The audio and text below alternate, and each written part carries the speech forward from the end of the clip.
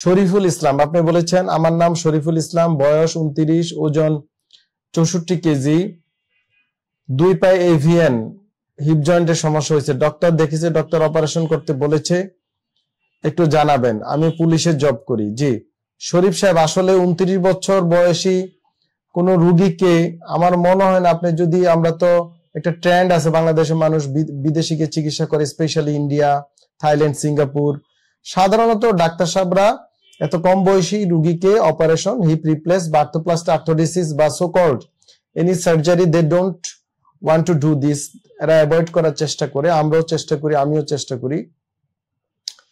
তবে এভিএন মানে সবকিছু যে এভিএন হিপ জয়েন্টের সমস্যা তা নয়, এই নিয়ে আমার কিন্তু ভিডিও দেওয়া আছে আমার ইউটিউব, ফেসবুকে। কষ্ট করে আরো এভিএন এর প্রচুর ভিডিও আছে, অনেক ভিডিও, একটু কষ্ট করে দেখবেন, বহু এক্সারসাইজ দেওয়া আছে, তখন দেখবেন উত্তর পেয়ে গেছেন।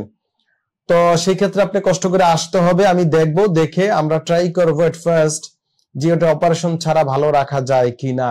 যদি বয়স মোর দেন 60 বা 65 আপ হয়, তখন আমি সাধারণত অপারেশন করতে বলি, এবং আমার সাথে বিদেশি ডাক্তারও একমত। যারা বিদেশে গিয়েছেন হিপ জয়েন্টের সমস্যা নিয়ে, বয়স কম, তারা রোগীরা অবশ্যই কমেন্টে লিখবেন যে যারা বিদেশে গিয়েছেন, স্পেশালি ইন্ডিয়া বা অন্যান্য দেশে হিপ জয়েন্টের সমস্যা নিয়ে, বয়স কম, বয়স 40-এর নিচে, 50-এর নিচে, তাদেরকে যে অপারেশন ডাক্তাররা সাধারণত করতে চায় না, কনজারভেটিভ চিকিৎসা দিতে চায়, তারা আমার কথার সাথে যদি একমত হন কমেন্টে লিখবেন, আর যদি দ্বিমত হন তাও কমেন্টে লিখবেন ভিডিওতে। তাহলে শরীফুল ইসলাম সাহেব, আপনি পুলিশে জব করেন, আপনার উত্তর পেয়েছেন।